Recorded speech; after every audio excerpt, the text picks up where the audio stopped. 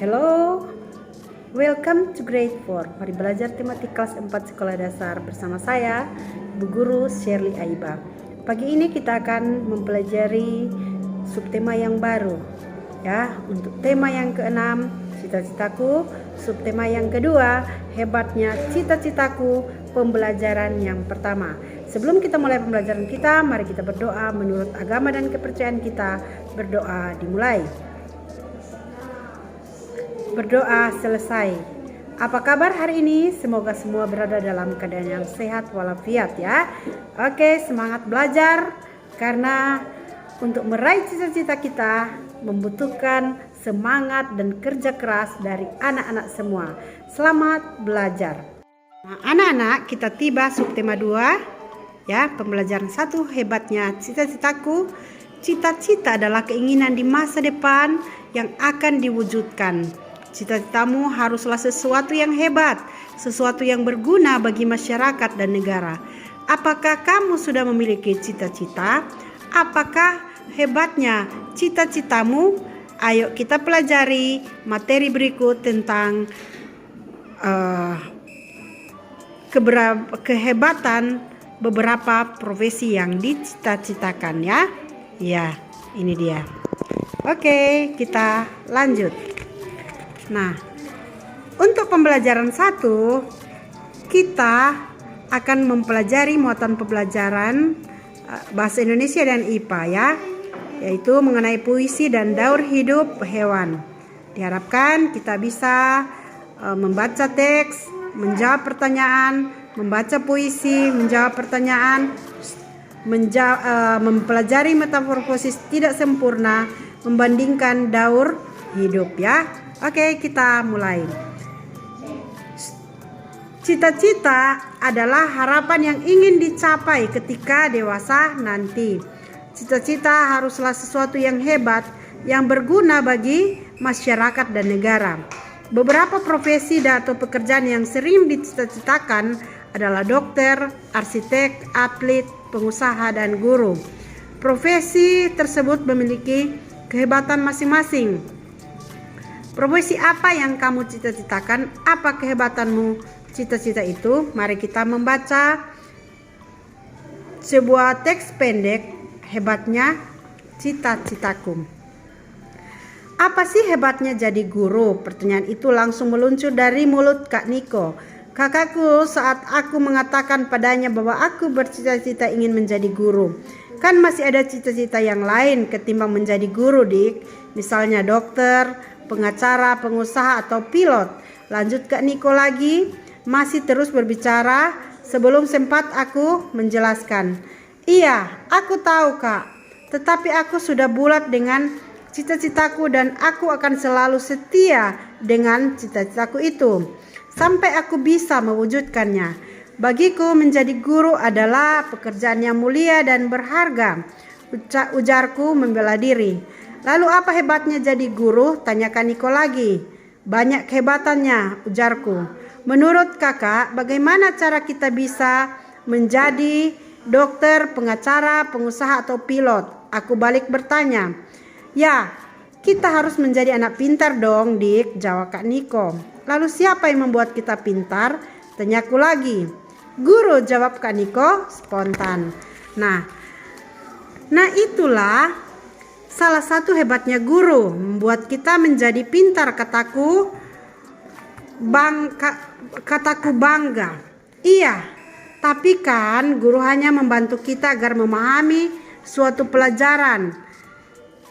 Kita menjadi pintar atau tidak tergantung dari diri kita sendiri, ujar Kak Niko. Iya betul Kak, tapi tanpa guru kita tidak akan tahu cara menulis, membaca, dan berhitung.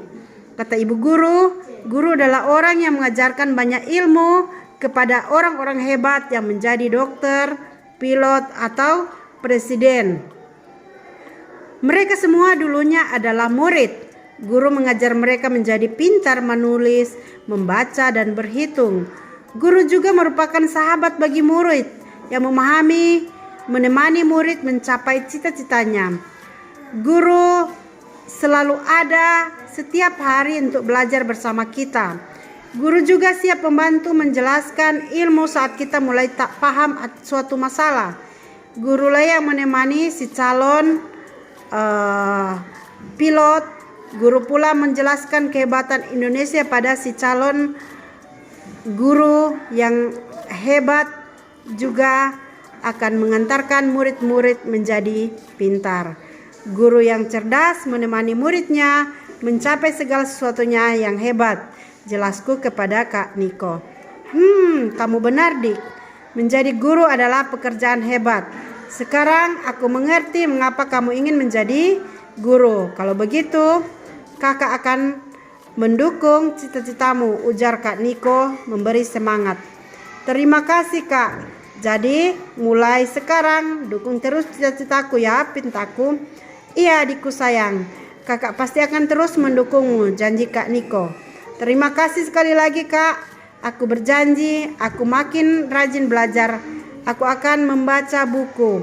Aku akan banyak bertanya pada orang. Aku mau membuat diriku pintar, ingin sekolah sampai kuliah, agar aku bisa semakin pintar dan cita-citaku dapat terwujud, ujarku berjanji. Setelah anak-anak membaca cerita di atas, ada 5 pertanyaan yang akan dijawab. Silakan gunakan bahasa Indonesia yang benar dan pahami dulu cerita yang ada di slide atau di buku siswa. Nah, apakah cita-citamu? Apakah alasanmu memilih cita-cita itu? Apa kehebatan dari cita-cita itu? Ayo ceritakan di depan kelas mengenai cita-citamu itu. Setiap orang memiliki cita-cita yang baik. Tidak ada orang yang mempunyai cita-cita yang tidak hebat. Oleh karenanya, teruslah berusaha meraih cita-citamu. Adakah di antaramu yang ingin menjadi guru? Bacalah puisi tentang cita-cita menjadi guru berikut ini.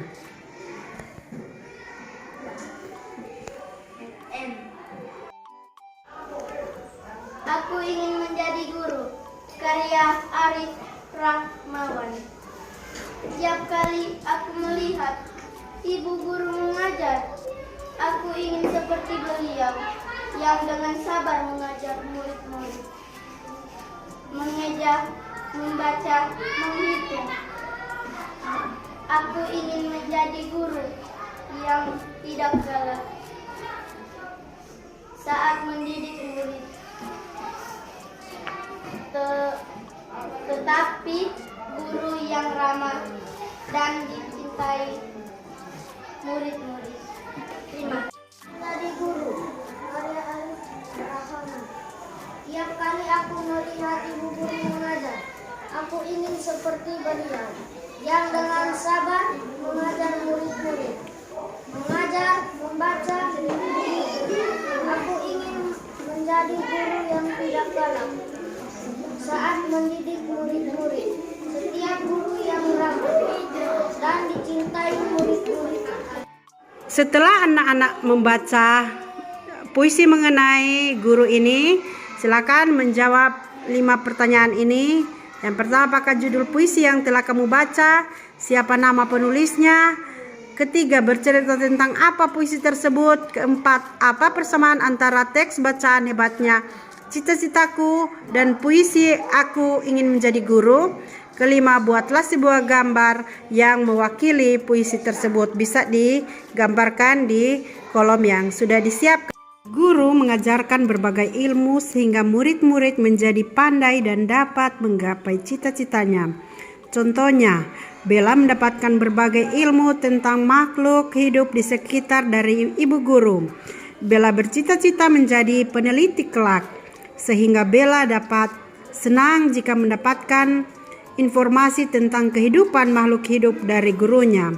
Hari ini guru menjelaskan tentang metamorfosis tidak sempurna dan dengarkanlah penjelasan ibu guru berikut ini. Pada metamorfosis tidak sempurna, bentuk hewan yang baru menetas mirip dengan induk, tetapi ada bagian-bagian tubuh yang belum terbentuk, misalnya sayap.